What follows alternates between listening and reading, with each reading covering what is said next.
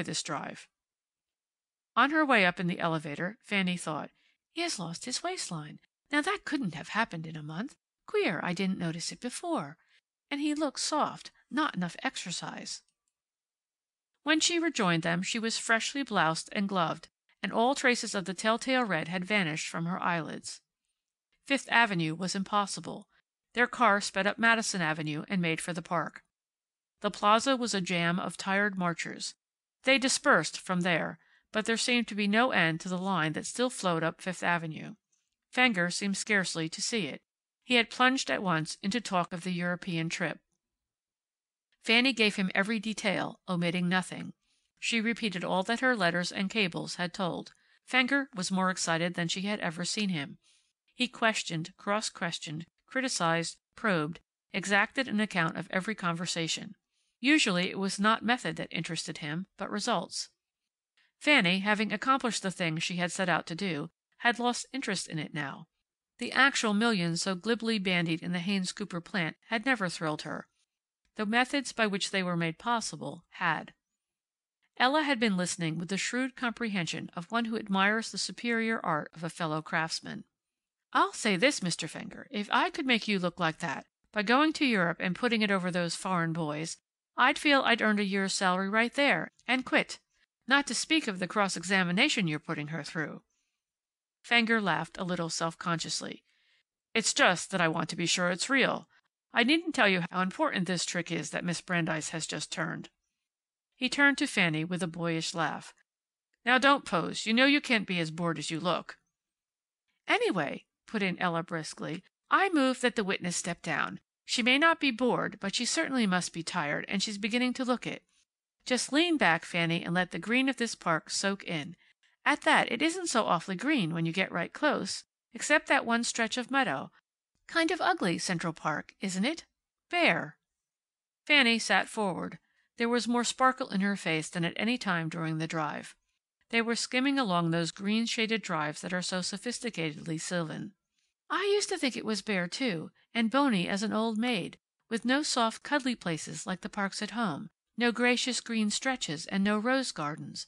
But somehow it grows on you, the reticence of it, and that stretch of meadow near the mall, in the late afternoon, with the mist on it, and the sky faintly pink, and that electric sign, somebody's tires or other, winking on and off." "You're a queer child," interrupted Fenger. "As wooden as an Indian while talking about $1,000,000-a-year deal, and lyrical over a combination of electric sign, sunset, and moth-eaten park. Oh, well, perhaps that's what makes you as you are." Even Ella looked a little startled at that. They had tea at Claremont, at a table overlooking the river and the Palisades. Fenger was the kind of man to whom waiters always give a table overlooking anything that should be overlooked. After tea they drove out along the river and came back in the cool of the evening. Fanny was very quiet now. Fenger followed her mood. Ella sustained the conversation, somewhat doggedly. It was almost 7 when they reached the plaza exit. And there Fanny, sitting forward suddenly, gave a little cry. "Why, they're marching yet," she said, and her voice was high with wonder. "They're marching yet. All the time we've been driving and teaing, they've been marching." And so they had. Thousands upon thousands, they had flowed along as relentlessly and seemingly as endlessly as a river. They were marching yet. For 6 hours the thousands had poured up that street, making it a moving mass of white. And the end was not yet. What pen and tongue and sense of justice had failed to do, they were doing now by sheer, crude force of numbers. The red-faced hooligan who had stood next to Fanny in the crowd hours before had long ago ceased his jibes and slunk away bored, if not impressed. After all, one might jeer at 10 or 50 or 100 women, or even 500, but not at 40,000. Their car turned down Madison Avenue, and Fenger twisted about for a last look at the throng in the plaza. He was plainly impressed. The magnitude of the thing appealed to him. To a Haynes Cooper trained mind, 40,000 women, marching for whatever the cause, must be impressive. 40,000 of anything had the respect of Michael Fenger. His eyes narrowed thoughtfully. "They seem to have put it over," he said.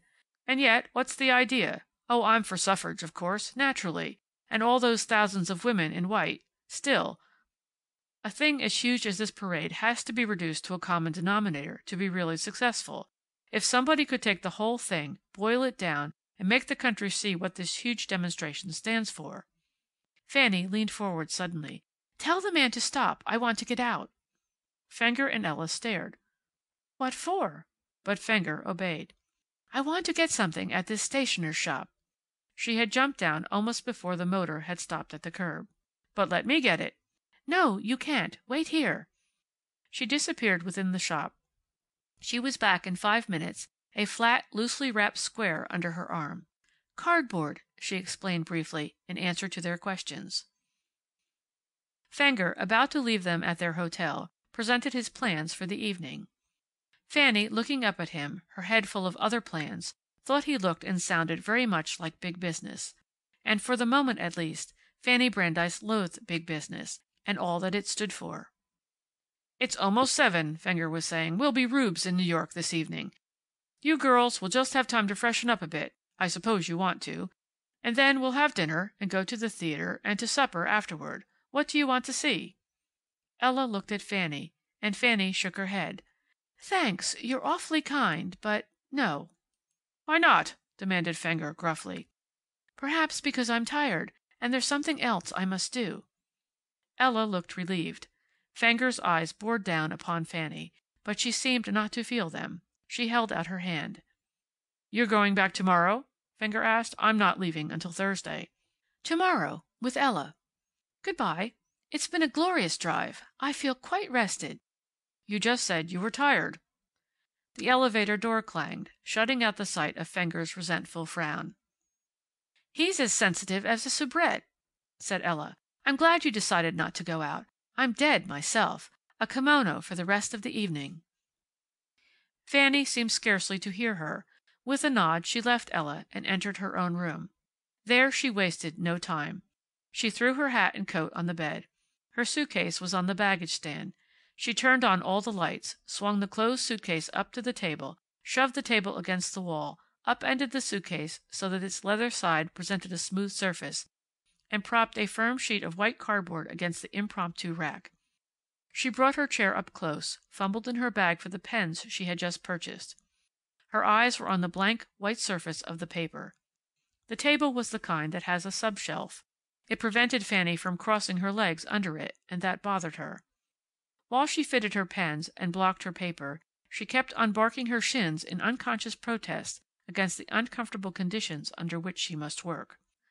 She sat staring at the paper now, after having marked it off into blocks with a pencil. She got up and walked across the room aimlessly, and stood there a moment, and came back. She picked up a thread on the floor, sat down again, picked up her pencil, rolled it a moment in her palms, then catching her toes behind either foreleg of her chair, in an attitude that was as workmanlike as it was ungraceful, she began to draw, nervously, tentatively at first, but gaining in firmness and assurance as she went on. If you had been standing behind her chair, you would have seen, emerging miraculously from the white surface under Fanny's pencil, a thin, undersized little figure in sleazy black and white, whose face, under the cheap hat, was upturned and rapturous. Her skirts were wind-blown, and the wind tugged, too, at the banner whose pole she hugged so tightly in her arms. Dimly you could see the crowds that lined the street on either side. Vaguely, too, you saw the faces and stunted figures of the little group of girls she led. But she, the central figure, stood out among all the rest. Fanny Brandeis the artist, and Fanny Brandeis the salesman, combined shrewdly to omit no telling detail. The wrong kind of feet in the wrong kind of shoes, the absurd hat, the shabby skirt, every bit of grotesquerie was there, serving to emphasize the glory of the face. Fanny Brandeis's face, as the figure grew, line by line, was a glorious thing, too. She was working rapidly. She laid down her pencil now and leaned back, squinting her eyes critically. She looked grimly pleased. Her hair was rather rumpled, and her cheeks very pink. She took up her pen now and began to ink her drawing with firm black strokes. As she worked, a little crow of delight escaped her, the same absurd crow of triumph that had sounded that day in Winnebago years and years before, when she, A schoolgirl in a red tam o' shanter